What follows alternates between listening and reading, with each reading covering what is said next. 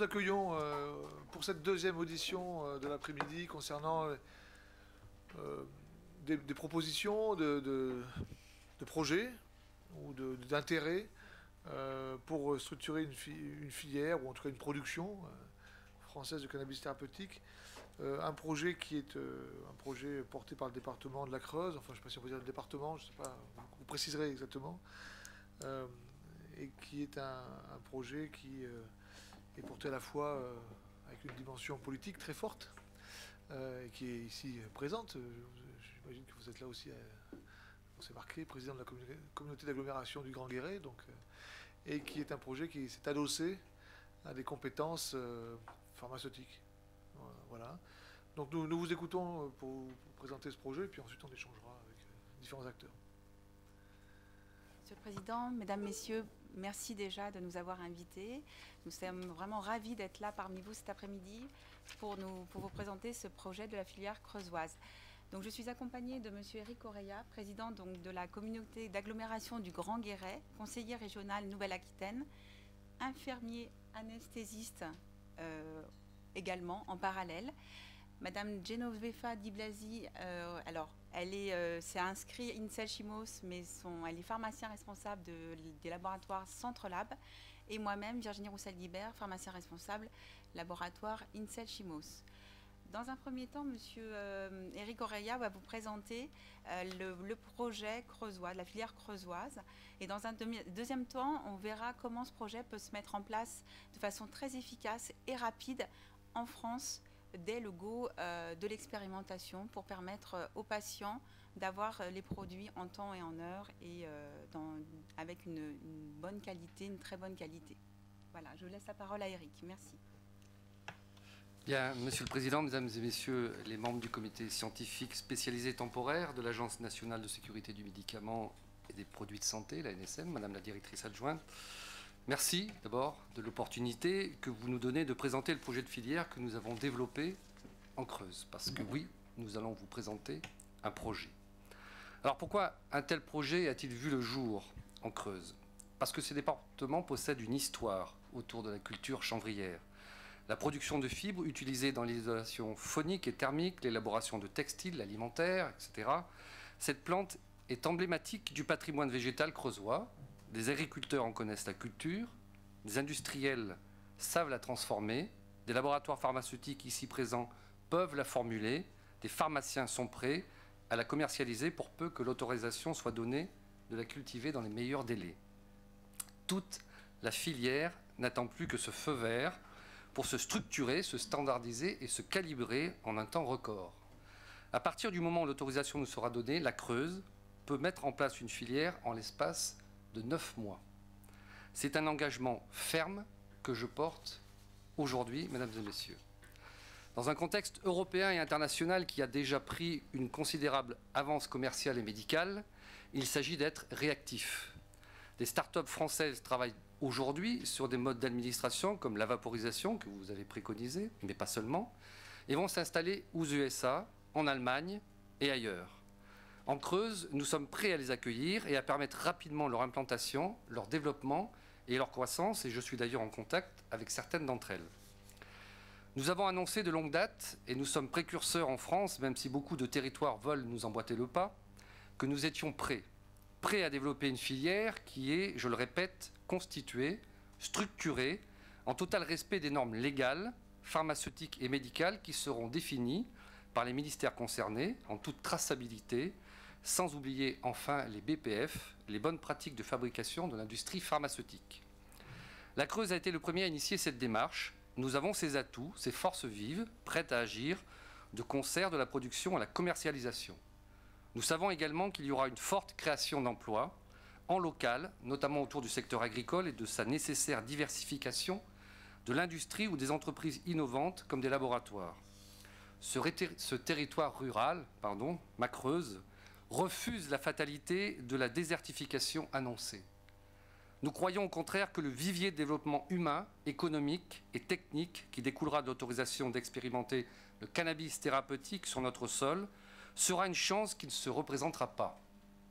Celle de créer de l'emploi autour d'une filière d'excellence. Celle d'attirer des entrepreneurs de fédérer autour de Guéret et du plateau de Millevaches les structures dynamiques qui ont déjà annoncé leurs intentions en ce sens. Une chance de revivifier un département qui, en un mot, refuse la désespérance et la résignation. Pourquoi appelons-nous si ardemment cette expérimentation et cette légalisation? Pour toutes les raisons citées, mais aussi pour celles qui relèvent de l'humain, du médical. Nous l'appelons de nos vœux parce que les pathologies dont la souffrance induite serait amoindrie par ces molécules sont multiples. Plus nombreuses même que celles évoquées dans les récents rapports. On peut songer que la douleur liée à la fibromyalgie, par exemple, et à bien d'autres afflictions encore, est susceptible d'être combattue et amoindrie par le cannabis thérapeutique. Nous l'appelons de nos vœux parce que chaque pas, en fait, en direction du soulagement d'une souffrance humaine, quelle que soit son ampleur, est un pas bienveillant vers la dignité, un pas vers l'éthique et un pas vers plus d'humanité. Trop de pays l'ont compris quand la France, se piquant de morale là où seule l'autorité médicale et scientifique devrait faire loi, rechigne et tergiverse stérilement. Je ne m'arrogerai pas le droit de parler au nom des patients et des personnes en souffrance, mais je sais comme vous toutes et tous qu'à minima plus de 300 000 patients attendent ces molécules et pour l'heure sont obligés de se mettre dans l'illégalité pour pouvoir se soigner. Je suis infirmier anesthésiste. Par ma profession, j'ai côtoyé, tout comme nombre d'entre vous, l'impuissance face à l'insoutenable visage de la souffrance et de la mort. Nous savons aujourd'hui la possibilité de soulager ponctuellement ou durablement celles et ceux qui souffrent. La durée d'expérimentation de 2 ans, bien que trop longue pour les patients qui attendent, est néanmoins conforme aux exigences d'une étude rigoureuse, et je remercie les travaux et l'avancée notable au service des patients de leur mieux-être que votre comité aura permis. La vie ne vaut rien si elle n'est que douleur. Cependant, ces 2 années d'expérimentation permettra la structuration d'une filière française qui se devra d'être innovante. Dépôt de brevet, serre haute performance, rendement augmenté et apprenante. Formation des agriculteurs par des doctorants en phytocannabinoïdes, par exemple. Certes, le cannabis à usage thérapeutique n'est pas un remède contre toutes les souffrances. Tous les organismes ne réagiront pas de la même manière.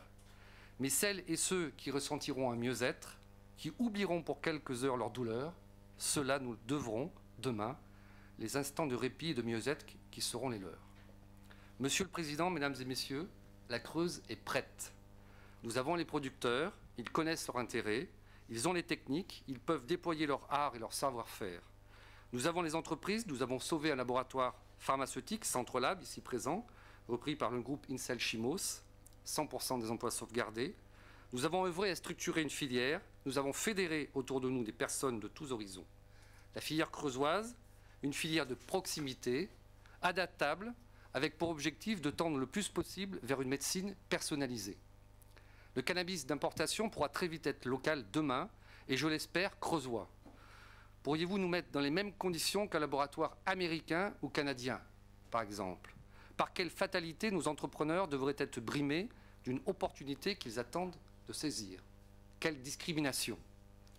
Monsieur le Président, Mesdames et Messieurs, la France rattrape son retard et la Creuse est prête. Donnez-nous l'autorisation de vous prouver que nous savons entreprendre pour le mieux-être commun, en toute légalité, en toute technicité et en toute traçabilité. Je vous remercie. Merci, M. Correa. Je précise juste une chose, que on vous écoute pour un avis, mais enfin pour un avis, pour une information, mais qu'on est d'accord qu'on ne donne pas d'avis, nous. Hein. Je ne sais pas quelle ambiguïté. Hein. Il n'y a pas d'ambiguïté. Voilà, parce qu'il y a des choses qui...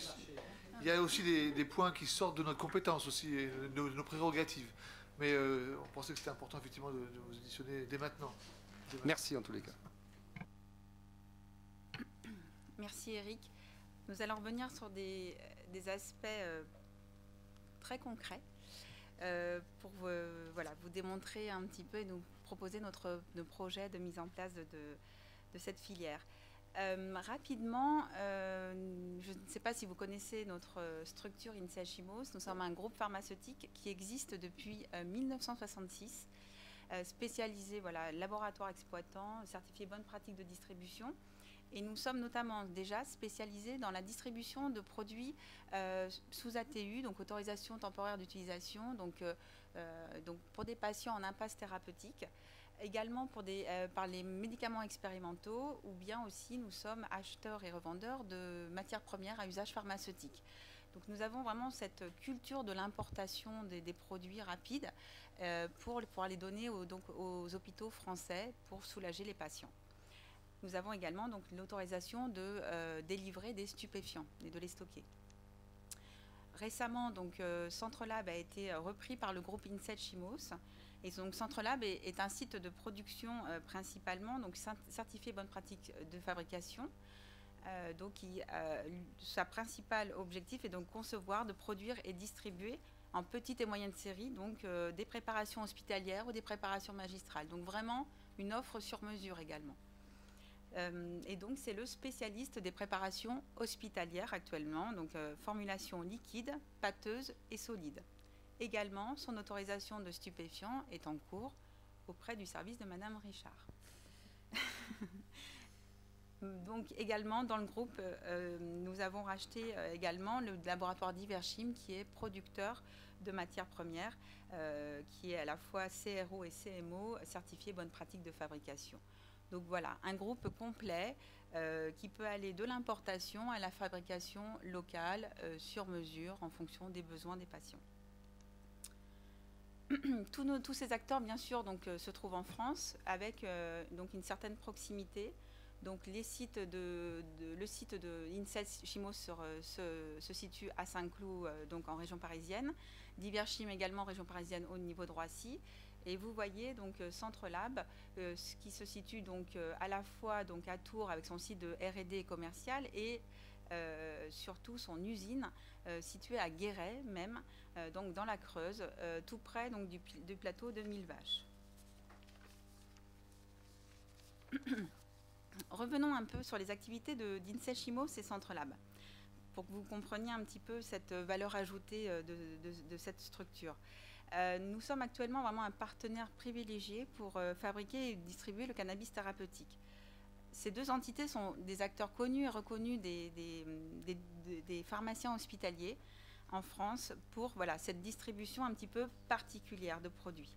INSET Chimos, si on focus un peu sur INSET Chimos, on est spécialiste des réponses aux appels d'offres. On s'approvisionne en continu du monde entier, hein, des États-Unis, du Canada, de l'Australie, du Japon. On a donc l'autorisation de stocker les produits, ce qui donne une valeur ajoutée, c'est-à-dire qu'on peut les délivrer très rapidement, il n'y a pas de rupture, etc. Donc on peut importer toutes sortes de cannabis thérapeutiques sous forme de préparation standardisée, soit sous forme de plantes ou d'extraits à spectre complet. Nous sommes certifiés bonne pratique de distribution et donc on distribue nos médicaments soit sous le statut de médicaments expérimentaux ou ATU, où on est également, on peut distribuer des médicaments sous AMM. Centrelab, quant à eux, sont vraiment les spécialistes de la formulation galénique. Donc si besoin il y a de préparer des préparations standardisées, ils sont capables de faire toutes sortes aussi, à partir de fleurs ou à partir d'extraits, également forme liquide, pâteux, semi-solide. Et donc ils sont certifiés bonne pratique de fabrication et donc ils peuvent produire des préparations hospitalières et magistrales dans leur statut. Donc là, ce qu'il faut retenir de cette slide, c'est vraiment un circuit de distribution donc très réactif, de proximité, avec une distribution contrôlée, sécurisée et bien sûr une traçabilité complète. De la même manière, si dans l'expérimentation, il faut aller contrôler sur un fichier que les médecins sont bien formés au cannabis, et que voilà, on est capable de tout faire. On est capable de tout faire puisqu'on est une structure très adaptable. On peut importer quel que soit le ratio. Il faudra peut-être après, en fonction, faire des stocks de certains ratios plus que d'autres.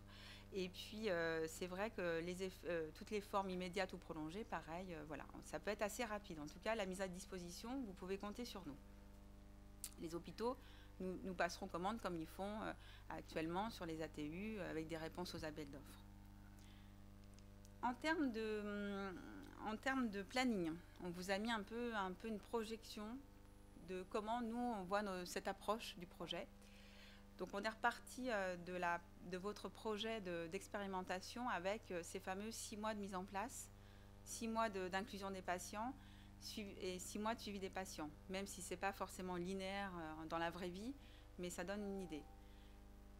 Incel Chimos, si demain vous nous donnez le go, si le code de la santé publique est modifié dans ce sens, si on donne un statut à ce produit, peut importer des US, de l'Europe, du Canada par exemple.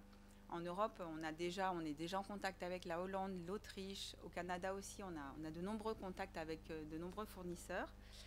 Donc nous pouvons importer sous toute forme, fleurs, extraits ou matières premières en fonction du statut du médicament.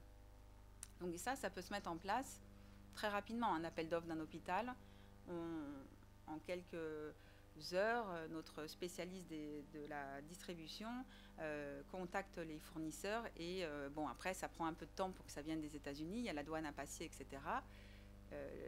Avec la NSM, on fait les bonnes autorisations d'importation nécessaires, mais ça peut aller assez rapidement. L'idée, nous avons vu dans votre projet qu'il y avait un comité scientifique fournisseur qui pouvait être créé. Voilà, nous, on est prêt à y participer. On a acquis de nombreuses connaissances depuis ces dernières années, depuis que votre CSST a été mis en place. Et donc, on a beaucoup de documentation et beaucoup d'informations pour mettre en place un produit de qualité sur le marché français.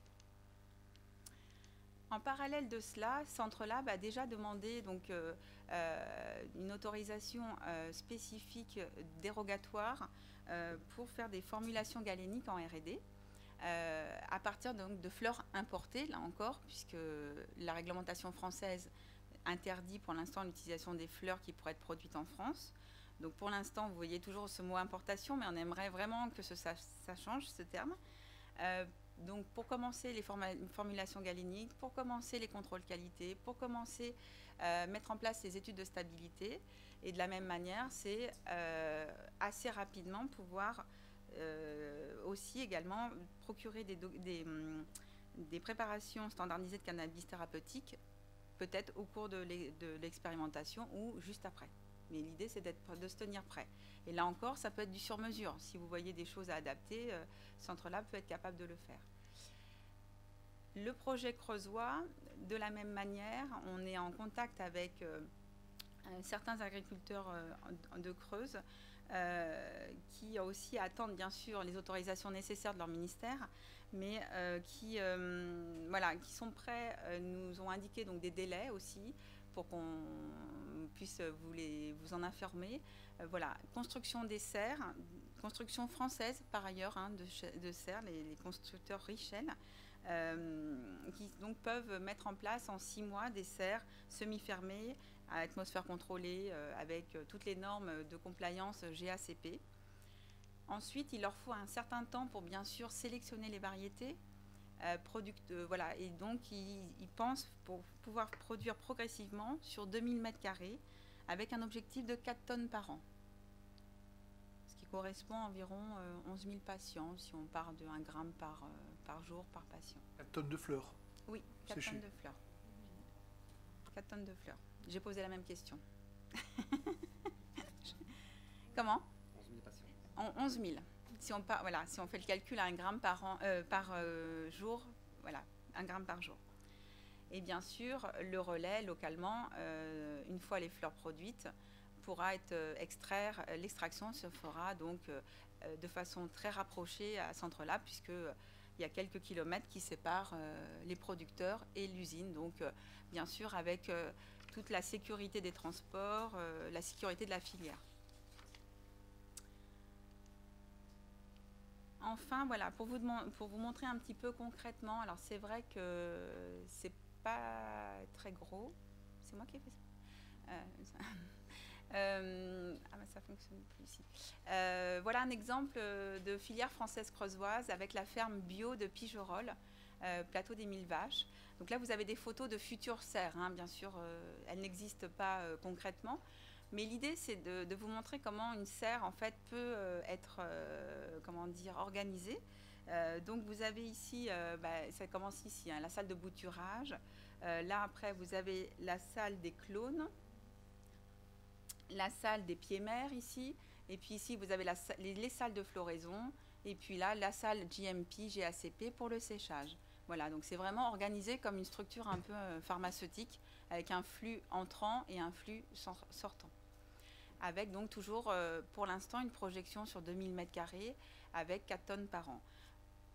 Une culture hors sol, il est prévu, sous serre plastique, semi-fermée, sécurisée. Vous m'arrêtez, Eric, si vous avez des choses à compléter.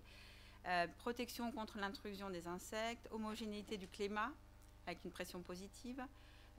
Il y aura une concentration en CO2 augmentée pour favoriser la croissance de la plante. Et bien sûr, le nerf de la guerre, une réduction des dépenses énergétiques.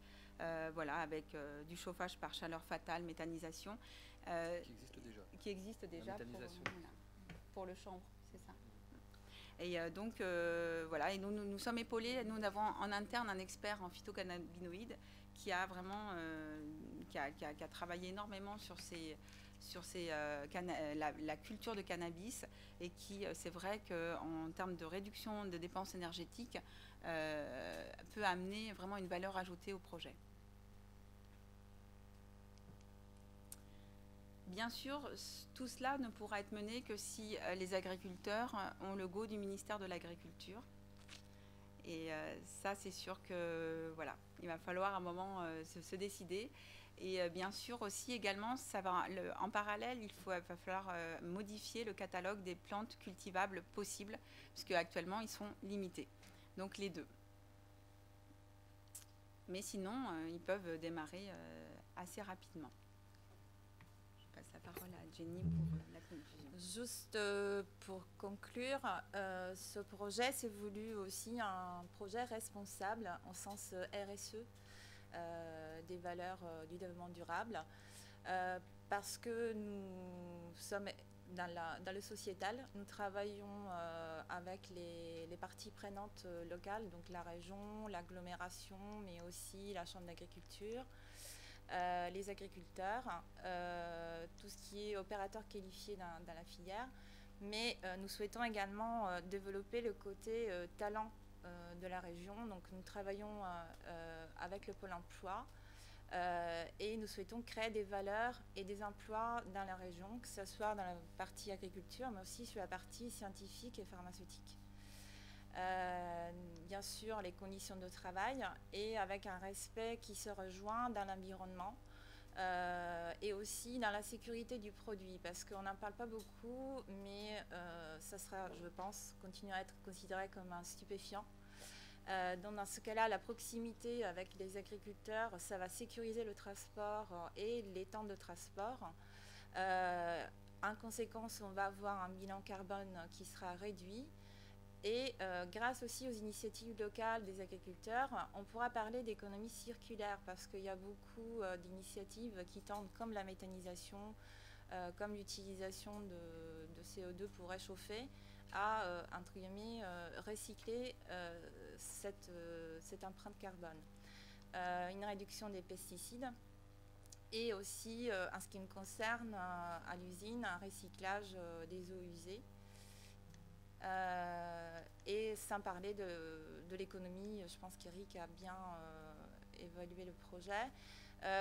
Quelques mots sur le circuit court également, parce que ça nous permet aussi de faire la culture, mais aussi l'extraction et la formulation galénique sur place, et avec une proximité importante de tous les acteurs.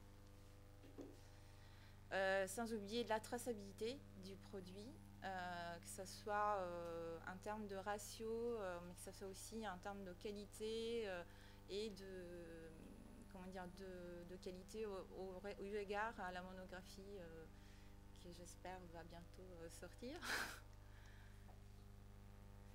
et la sécurité du produit. Donc on veut un projet qui est local, mais qui sera durable. Nous avons, comme disait Virginie, une relation forte avec les établissements hospitaliers, que ce soit les centres hospitaliers, mais aussi les officines, qui sont déjà en demande, entre guillemets, de cette matière ou de cette préparation, que ce soit hospitalière ou magistrale. Donc dans le groupe Intechimos et aussi chez Centrelab, on a un réel savoir-faire de proximité aussi, avec les partenaires hospitaliers, que ce soit les pharmaciens ou les prescripteurs. Voilà, je te laisse conclure. Merci. Merci beaucoup pour cette présentation à 3 voix, très complète, très globale. On va pouvoir échanger maintenant avec les membres du comité. Je ne sais pas s'il y a des premiers commentaires, questions. Annie Le Pallec. Oui, je voudrais vous demander qu'est-ce qu'ils cultivent les agriculteurs là en attendant, enfin en ce moment, c'est-à-dire avant que on cultive je connais un petit peu le plateau de Mille Vaches, mais je ne m'imagine pas ce qui se passe là. Parce qu'on va les transformer, on va les mettre sous serre. On a déjà des agriculteurs chanvriers en Creuse qui cultivent, comme cela vous a été présenté tout à l'heure, du chanvre pour l'isolation, du chanvre pour les graines, pour de l'huile, également pour la plasturgie. Maintenant, de plus en plus de chanvre sont présents dans les tableaux de bord des voitures, notamment, c'est utilisé. Donc on a déjà des producteurs en place qui connaissent très bien la plante. Le producteur partenaire qui, lui, est prêt à construire le cerf, d'ailleurs je fais une parenthèse, le constructeur de cerf, tel qu'on a pu le voir en photo, est un des spécialistes mondiaux aujourd'hui des cerfs que l'on peut faire. Il en fabrique aux États-Unis, dans le Colorado et Californie. Ce constructeur de cerfs est français. Voilà, donc, et c'est un des meilleurs aujourd'hui au monde.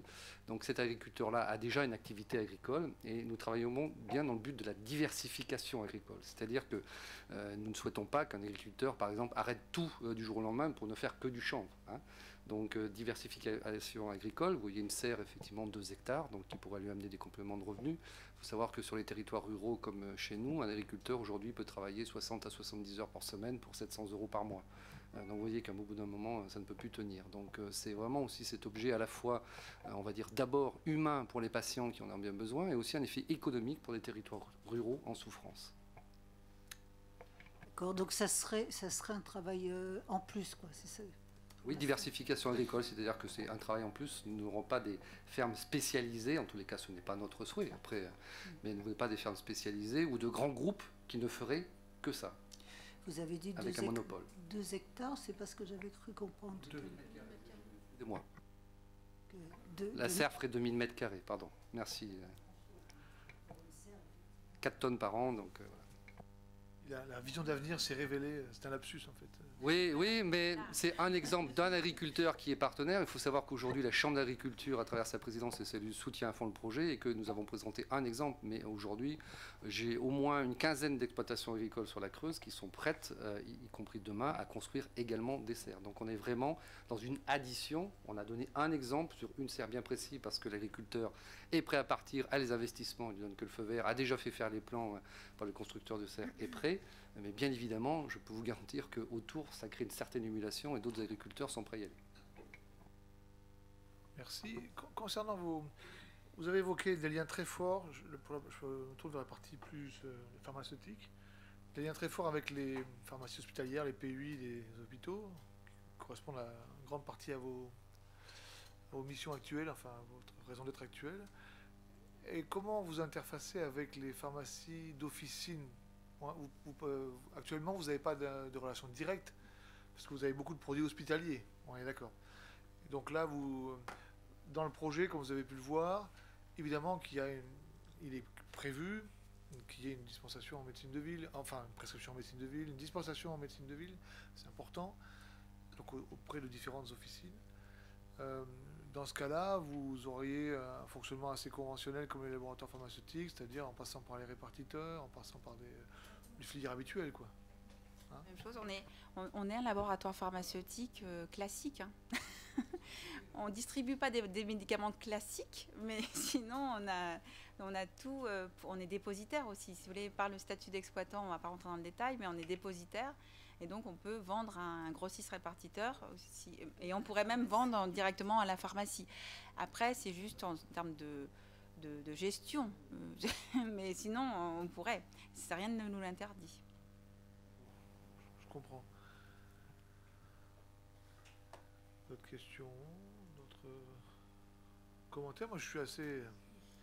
Il y a un chiffre qui me surprend, mais agréablement, enfin... C'est 2000 m², on peut traiter 11 000 patients. Alors, on peut traiter 11 000 patients pendant combien de temps? Oui, non, vraiment, c'est pas une question piège, c'est vraiment pour savoir. Non, voilà, c'est sur des calculs sur un an. Ok. Ouais. on peut traiter 11 000 patients sur un an, 11 000 patients qui prendraient 1 gramme de fleurs séchées. C'est le modèle. Exactement, on est parti sur ce modèle-là. Après, ça se déclinera, mais voilà, 1 gramme, d'accord, ok. Ce qui est quand même, finalement, c'est une petite surface par rapport au nombre de patients qu'on peut traiter. Enfin, je trouve, moi, je sais pas si... Parce qu'il y a plusieurs, en fait, 4 récoltes par an. C'est basé sur 4 récoltes par an. Exactement. D'accord. Ok. Vous avez parlé d'importation. Oui. Et puis vous avez parlé aussi donc d'agriculture du cannabis thérapeutique dans la Creuse. Comment vous allez gérer les deux choses? Vous allez d'abord dans un premier temps importer et après petit à petit substituer votre propre production, ou vous allez faire un mixte des deux? Vous voyez ça comment? Tout va dépendre vraiment du projet. Je me tourne vers Madame Richard. La structure permet de faire beaucoup de choses. Vous êtes en capacité par vous-même de fabriquer exactement. Produits, voilà. Maintenant, la fabrication, pour l'instant, on n'a pas l'autorisation. Donc c'est pour ça que l'importation nous paraît dans un premier temps. Si il y a un nombre de patients, on va dire si. Moi, je ne sais pas. C'est la manière dont on voit les choses. Le projet démarre. Les pharmaciens ou les médecins hospitaliers doivent se former à la plateforme pour pouvoir prescrire. Après, donc, ils ont ce go. Je ne sais pas après concrètement comment ça va se mettre en œuvre. Ensuite, le pharmacien hospitalier va faire sûrement des appels d'offres, parce qu'on est soumis à ces appels d'offres. Ils sont soumis à ces appels d'offres, et donc on répondra à des appels d'offres. Et donc, après, c'est vraiment le système de l'offre, et nous, après, on répond à l'offre et on importe le produit. Et c'est vrai que en fonction des demandes, au début, ça sera du cas par cas. Comment ça se passe quand il y a un nouveau produit qui arrive sur le marché français, qui n'existe pas?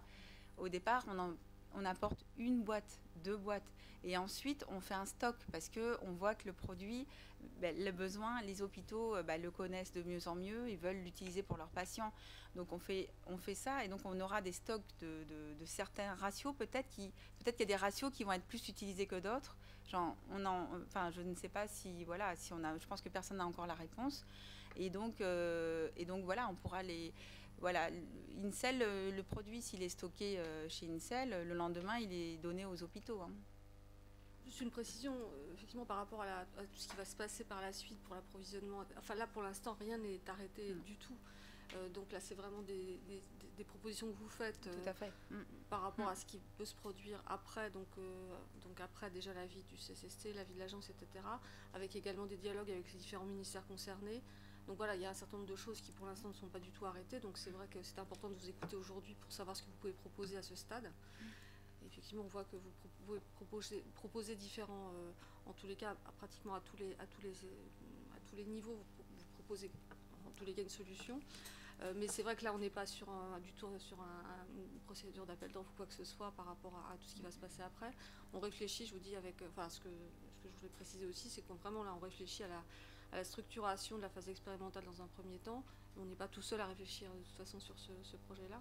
Et c'est très intéressant d'entendre tout ce que vous pouvez proposer en tous les cas. Mais là, pour l'instant, on est vraiment au stade de la réflexion.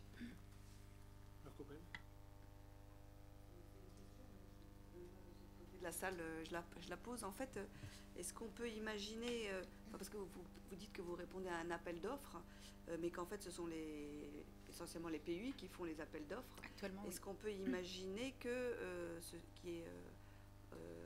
en fait, si jamais on fait une expérimentation, chaque PUI fera son appel d'offres, ou alors ce sera un appel d'offres global? Des choses en réflexion qu'on a soulevées avec les ministères concernés, donc par rapport à tous ces points-là, on va dire hyper pratiques, et concernant l'ensemble de l'expérimentation, ce sont des choses qui sont en train d'être réfléchies. Mais pour l'instant, rien n'est fixé par rapport à ça. Georges Brousse. J'ai une question qui n'est pas du tout de mon champ, mais c'est sur un modèle économique. Vous dites, 2000 m², 11 000 patients, 4 écoles par an, un agriculteur. Pourquoi pas? Ça fait reposer sur un seul partenariat avec un agriculteur, une récolte 4 fois par an. Pourquoi pas faire 4 agriculteurs ou 10? ça dynamiserait plus localement le Grand Guéret, ou le plateau de Mille Vaches, que je connais bien, parce que ça fait que sur un agriculteur, est-ce que c'est parce que le modèle économique n'est pas viable, ou est-ce que d'autres raisons? Tout simplement parce qu'on a présenté un exemple, mais effectivement, il y aura plus d'un agriculteur qui est intéressé. Nous avons un agriculteur qui lui, a été se former, qui est très en avance et qui a été se former pour tout ça. Donc, effectivement, lui, il est prêt, mais autour de lui, je vous dis, la Chambre d'agriculture soutient. Donc, je peux même avoir, j'ai des mails de gens qui veulent venir s'installer tous les jours en Creuse. Donc, voilà, en tous les cas, nous avons vraiment placé cette présentation d'un point de vue pragmatique et sérieux. Donc, on est parti d'un exemple, mais il y a évidemment plusieurs agriculteurs intéressés, prêts à faire ces mêmes investissements-là pour passer de 11 000 à 22 000, à 33 000, à 44 000 passes, etc. Donc c'est aussi un exemple d'un bloc, d'une brique, qui vous permet aussi peut-être de mieux voir comment ça peut se passer demain et dire que la brique, on peut en mettre plusieurs après, sur plusieurs exploitations. Parce qu'effectivement, notre projet, quand on parle de territoires ruraux et à un moment donné, effectivement, de pouvoir se développer, c'est pas en se basant sur un seul. C'est bien plusieurs qui fera que demain, on peut redonner vie à notre territoire aussi également. Donc c'est pensé exactement comme vous l'avez présenté. Très bien. Alors après, j'ai une question très... Enfin, je ne sais pas si c'est une question, mais... Bon, c'est une initiative effectivement très intéressante, mais peut-elle se concevoir sous une forme d'exclusivité? Ça me paraît compliqué. Mais là, on sort un peu du champ, mais non, mais c'est vraiment, vraiment là aussi. Est-ce qu'on peut, pas nous, mais est-ce qu'il peut être donné une exclusivité à un territoire en France? Alors oui, nous sommes dans le cadre d'une expérimentation. En tous les cas, c'est la proposition que j'ai faite à l'époque au président de la République. C'était en novembre 2017. Et le Premier ministre, Édouard Philippe, qui est venu récemment en Creuse, a confirmé, effectivement, parce que nous avons un plan particulier pour la Creuse qui souffre. Et donc, dans le cadre de ce plan particulier, il peut tout à fait y avoir une expérimentation exclusive pour ce territoire-là, dans le cadre d'une durée de 2 ans ou 3 ans, et après, effectivement, qui pourrait se généraliser. Mais il y a aussi, je crois, la Constitution permet ou va permettre le droit, effectivement, à une exclusivité, à la différenciation. On pourrait permettre des politiques publiques dans certains territoires et pas dans d'autres, et notamment, pourquoi pas imaginer le cannabis thérapeutique uniquement dans les territoires ruraux en souffrance, je ne sais pas, mais en tous les cas, la Constitution pourra le permettre. Mais à ce jour, nous situons dans le cadre d'une expérimentation validée par le Premier ministre, et c'est pour ça qu'il peut y avoir l'exclusivité. C'est une information importante. Bien. Est-ce qu'il y a d'autres commentaires, des remarques, des questions, ou vous souhaitez rajouter autre chose? Oui, peut-être un petit compliment. J'ai parlé d'un délai de 9 mois. C'est un délai réaliste, comme on a pu le voir, effectivement, à partir du moment où il peut y avoir un feu vert.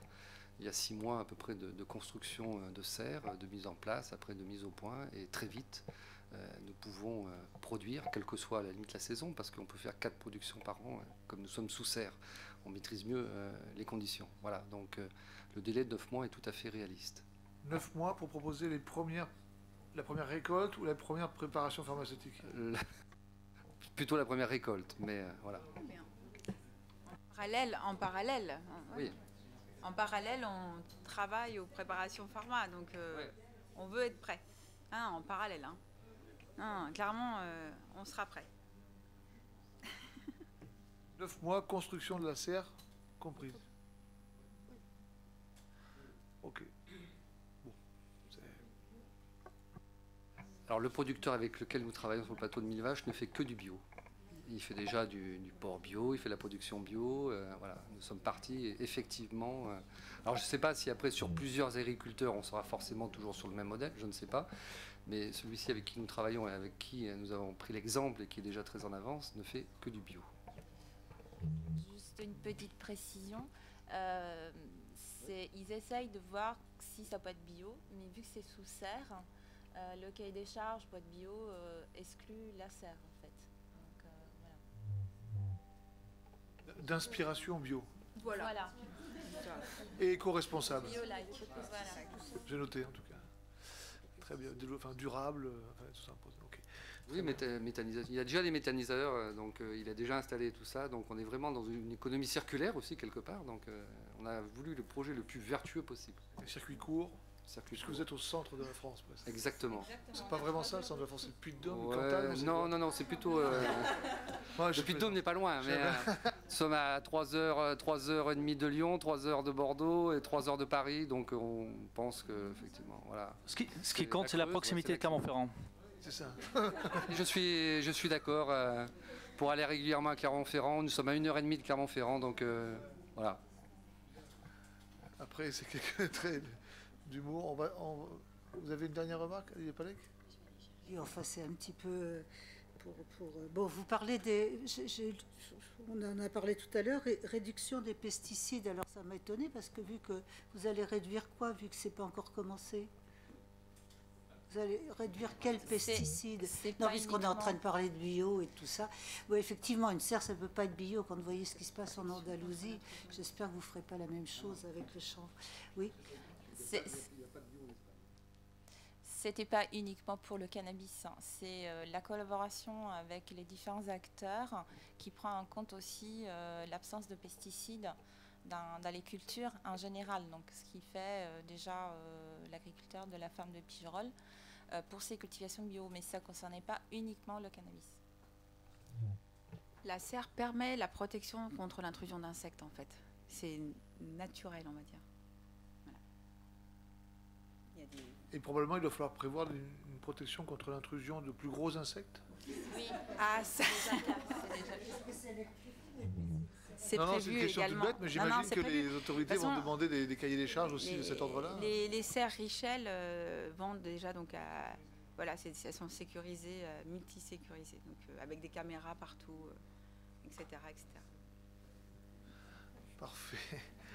Bien, merci en tout cas d'être venu nous présenter ce projet original, innovant, français, qui s'inscrit totalement dans la continuité des travaux qu'on a menés, qui nous s'arrêtent là, mais qui vont peut-être reprendre pour une mise en place d'une expérimentation. Merci beaucoup. Merci à vous. Nous vous libérons. On se tient à votre disposition en tout cas. Merci. Merci.